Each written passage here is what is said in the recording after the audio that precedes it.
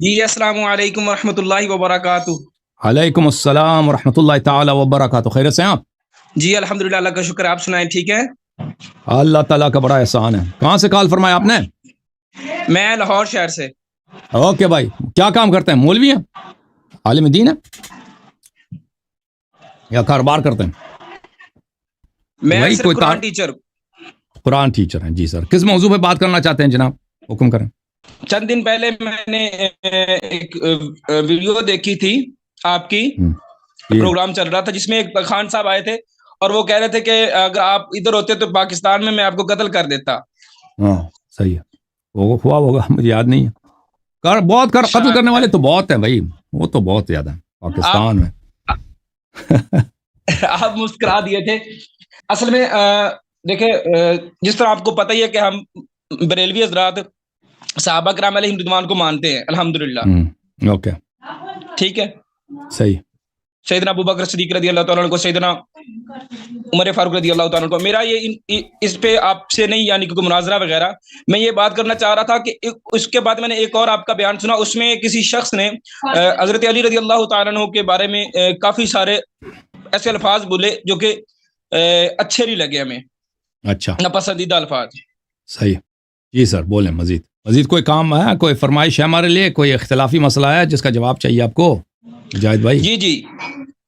جی میں آپ سے یہ عرض کر رہا ہوں کہ جب آپ سیدنا عمر فاروق رضی اللہ تعالیٰ عنہ کے بارے میں اور سیدنا ابو بکر صدیق رضی اللہ تعالیٰ عنہ کے بارے میں بات کرتے ہیں تو ہم مولا مشکل کشا شیر خدا رضی اللہ تعالیٰ عنہ کو مانتے ہیں، تو اس کا کیا حل ہے کہ بھائی یہ دیکھیں، حق کڑوا ہے نا، حق کڑوا ہے، یہ کوئی لین دین تھوڑی ہے، یہ کوئی دینی معاملات میں یہ تو نہیں ہے کہ میں آپ کے دل دکھے گا نا میں ادھر غلط باتیں شروع کر دوں، جھوٹ بولوں۔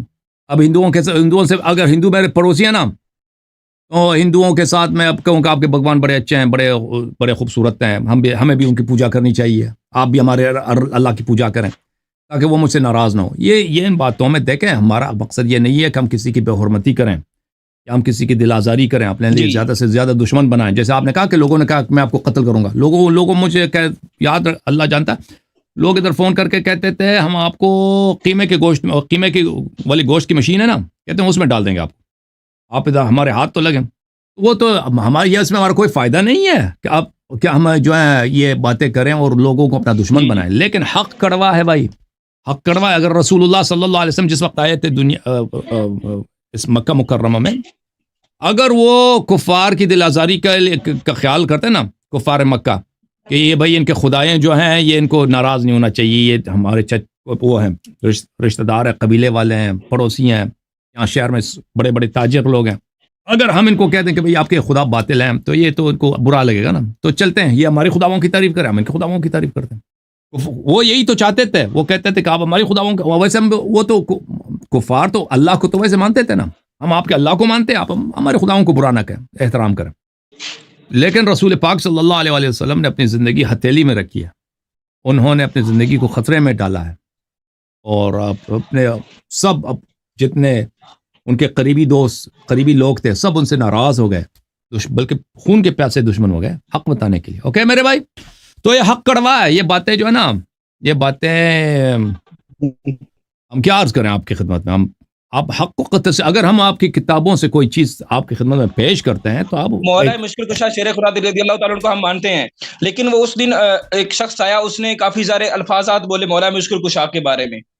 چلیں، وہ لوگ اللہ کو بھی گالی دیتے ہیں نا، اس کو آپ چھوڑیں، مجھے یاد نہیں ہے، لیکن آپ کا کوئی سوال نہیں ہے اس کے علاوہ، کوئی مناظرہ وغیرہ نہیں کرنا چاہتے؟ یہ تھی کہ اس کا کیا کوئی اور طریقہ نہیں ہو سکتا؟ شاید کوئی میرا یہ آپ سے ایک سوال تھا۔ طریقہ یہ ہے کہ آپ حق کو مان لینا، آپ ایک اتنے قرآن کے ٹیچر ہیں بھائی، آپ جب آپ کی کتابوں سے ہم ثابت کرتے ہیں، دکھاتے ہیں کہ فلانا خیبر سے بھاگ گیا ہے، اور اللہ نے کہا تھا کہ بھائی خیبر سے بھاگو گے تو تم جہنم میں جاؤ گے، وہ بھاگ گئے بھائی، وعدہ بھی کیا تھا کہ نہیں بھاگے، پھر بھی بھاگ گئے، تو پھر رضی اللہ نہ بولو نا، نہیں میں مسائل کی طرف یا اختلافات کی طرف آپ سے حال یہی ہے، حال اگر مجھ سے چاہتے ہو یہی کہ حق کو مان لو، ختم بات ہے، حق کو مان لو نا مجاہد بھائی۔